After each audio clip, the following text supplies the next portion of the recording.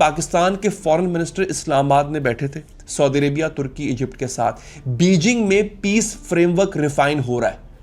आप नोट करें कि हमारे फॉरेन मिनिस्टर ने इन 3 मुल्कों के फॉरेन मिनिस्टर से गुफ्तगू की, अगले दिन वो चाइना चले गए। चाइना क्यों गए? जो पीस का फ्रेमवर्क है वो वहां पर बन रहा है, वो ड्राफ्ट वहां पर बन रहा है। 20 पाकिस्तानी फ्लैग्ड वेसल्स, कश्तियां, वो हुर्मस से गुजर गई। टोल सिस्टम अप्रूव हो गया, मतलब मैनेज्ड रीओपनिंग की तैयारी की गई है।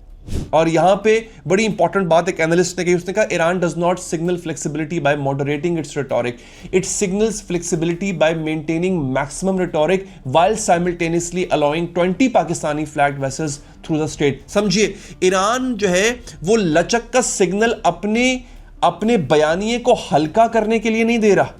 वो लचक फ्लेक्सिबिलिटी का जो सिग्नल है वो उस अपने बयानिए को मैक्सिमम कर रहा है कि देखो हमारे साथ रहोगे तो इजाजत मिलेगी, जैसे पाकिस्तानी 20 जहाजों को इजाजत मिली।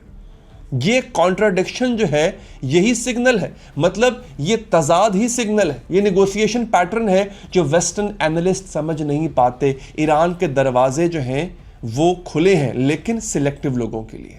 आप समझ रहे हैं, ये है सूरत हाल। इजराइल के फॉरेन मिनिस्टर के स्पेशल एनवॉय है, उसका नाम है फ्लोर हसन नाहूम।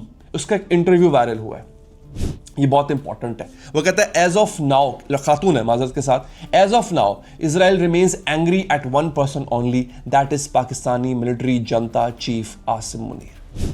अभी इजराइल सिर्फ एक शख्स से नाराज है और वो है Pakistani military chief Asim Munir. He is the one trying to woo Trump and push him away from Israel. ये वो आदमी है जो कि ट्रंप को अलग करना चाह रहा है इजराइल से, दूर करना चाह रहा है इजराइल से।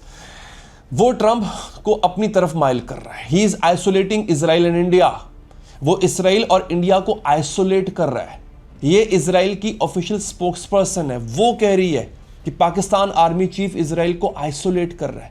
पाकिस्तान जो इस्लामाबाद में मीडिएशन करवा रहा है, पाकिस्तान जिसके जहाज हुर्मुज से गुजर रहे हैं, पाकिस्तान जिसने अमेरिका और ईरान के दरमियान बैक चैनल खोला हुआ है, इस इजराइल के लिए पाकिस्तान एक नया खतरा बन गया है। क्यों?